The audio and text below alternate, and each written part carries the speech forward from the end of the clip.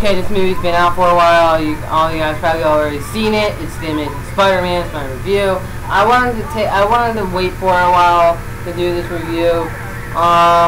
But I have to admit, The Amazing Spider-Man was a really great movie.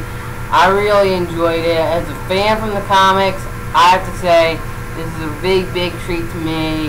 I geeked out when I saw certain scenes, and I'll talk to you about that. Now, alright.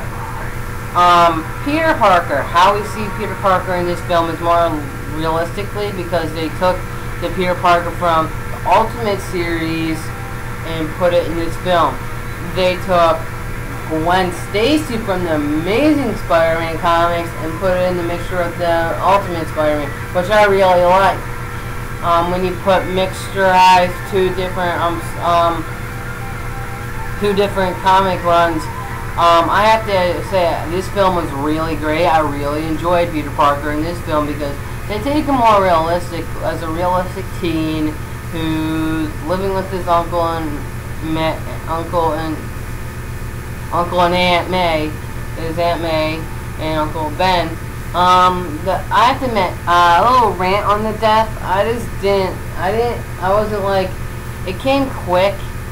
It's like the whole first few, the first, like, hour and a half was all Peter Parker's setup, origins, and that's what I was hoping that the Amazing this movie wasn't going to do. But when I saw it, it wasn't what we expected the origin to be. We take a glimpse on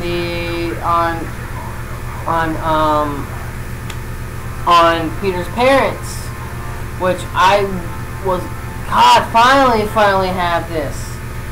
I finally have this applied into this life, but I was happy when we had this. And people were speculating that maybe Peter's dad was probably setting him up to be Spider-Man, but I don't see how people are getting that combination. But I really like this movie because they actually took the character of Peter, and actually show Peter being Peter, not him being some generic weird guy who's just being picked on because you know he's a geek. They didn't do that. That's why I like this film more what you would expect. But the reason why I'd say this movie has done a really great Peter Parker in it, because the Peter Parker in this film is more realistic than the other Peter Parker from Sam Raimi's Peter Parker. And I have to admit, another thing I did not like, it's not like I'm not trying to rant on Sam Raimi's version of it, but another good thing they did was they did Gwen. We've done Gwen really well. This is how I expected Gwen to be. But I'm not saying Bryce Dillon, her. I'm not saying she didn't do a good job as Gwen Stacy, but she might have been first. But Emma Stone really did a great job as the character.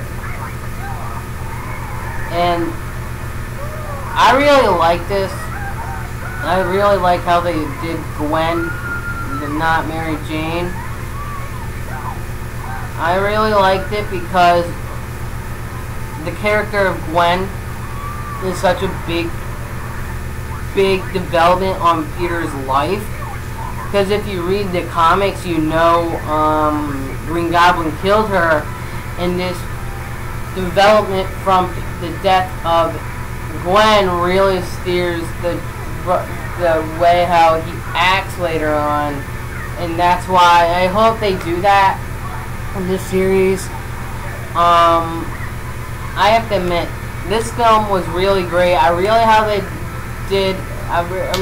with how they did Gwen. I'm really happy how they did Peter. The characters mixed so well. Their chemistry was great. At least in the school, her neck didn't snap. If you've seen what I'm If you've seen the movie, you know what I'm talking about. Well, it's been a long time, so that's why I was waiting for this review. Waiting to do this review.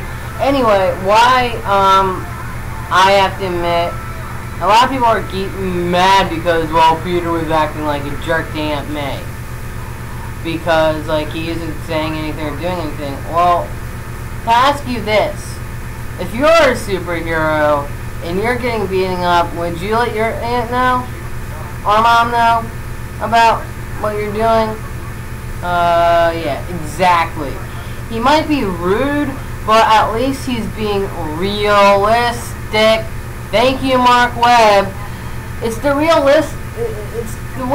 Spider-Man's been portrayed being realistic. A lot of people are saying, well, Spider-Man's character, that shouldn't be like Batman.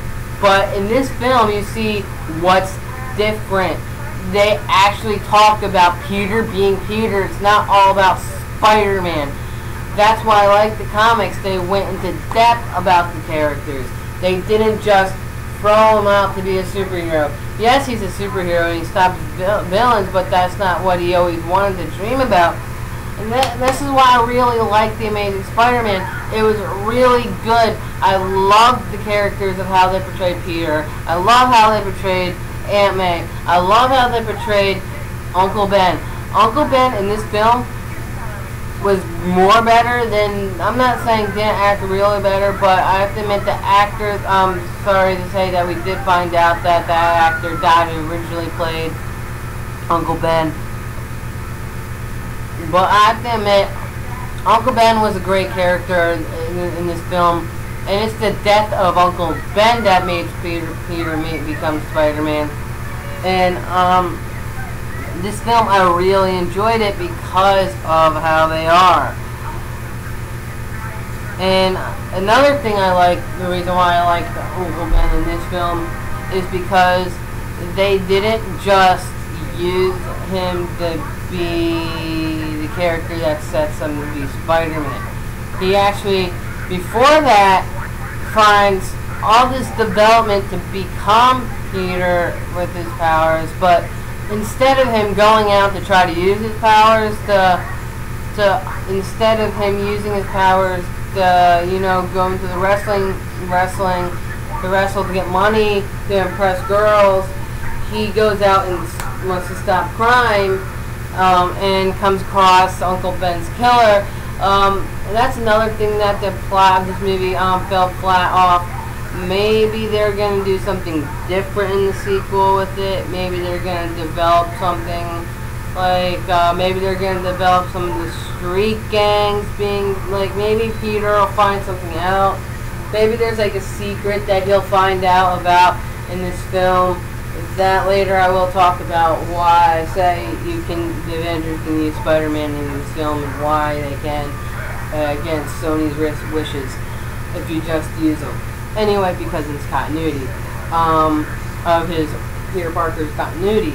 The reason why I like this film, the reason why I like the villain, Reese Fonds fans, I don't know how to pronounce his name. There's a lot of different ways to pronounce his name. I have to admit, did a good job as Lizard. As the character as Lizard. But with him being Lizard, I had no problem. I just didn't know who the actor was to say he couldn't do a good job. And there's another thing I liked about this film is because there's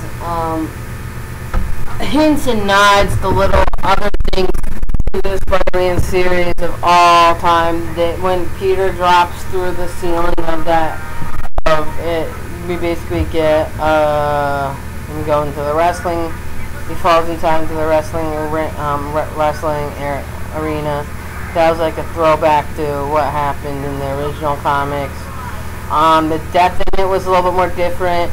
The reason why people are saying, well, there's no quote of great power must come great responsibility. But if you look at it, Peter is a teenager. And don't you think he'll learn that growing inside his own character? But I like this film because of it. I have to say this is a really great movie because of the acting by everybody. I have to admit, played really great jobs. Captain George Stacy was a really good actor in it, and I enjoyed everything about this film because of that. I have to admit, there's something that might be played if they want to do Avengers with Spider-Man, because we all know the sequel is probably going to come out. Spider-Man sequel is probably going to come out before Avengers 2 comes out. So this is something I realized that they might do is they might do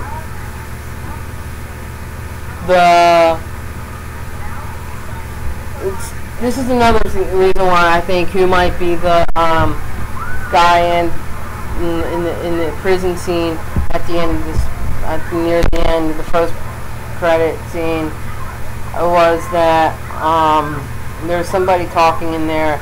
I was speculating maybe it might be a lot of characters from his big arc, but I have a feeling it might be Mr. Negative and Chameleon. The reason why I have to say my first speculation of Mr. Negative is he plays a big part in the anti-Venom storyline, which might be used in this Venom series that might be the spin-off movie that might be made, and that he works with Oscorp. And that's another reason why I thought it might have been him, is because he has white hair. Mr. Negative has white hair, and you can barely know what he looks like when he has his blackface. So maybe that's why I think it might be him. Well, if they wanted to do this in the film, I would like to see Chameleon in it. Because if they can do Chameleon, then they can say, well, Red Skull killed Peter's parents. Yes, Red Skull has killed Peter's parents. Now, this is something I want to talk about, why I say this might be help to Sony and Marvel if they set this up right, if they do it my way. Well, I'm not saying if they do it my way, but it's just a way they could make it work. And the reason why I think this might work is because Chameleon and Kraven might be possible villains, because if you know, in the comics, they're kind of like sons to Red Skull. But another reason why this might happen is because they're trying to put Spider-Man into Avengers, where we knew it was going to be Oscorp was supposed to be part of the Skyline and all that stuff. But the reason why they could do that is because Red Skull, Marvel Studios owns the rights to Red Skull. And I'm not saying they can't pull a technicality out of this, because out of the comic lore, if they pull out this technicality, yeah, they can use Spider-Man. Red Skull killed Peter's parents. All they have to do is say that. All Marvel has to say is to Sony, well, we own rights to Red Skull. In the comics, Red Skull kills Peter's parents, and Peter's parents created Peter, so it's our Red Skull. We have rights to Red Skull. We can get rights to Spider-Man. If we have rights to Red Skull in the Marvel Universe, we have rights to Spider-Man.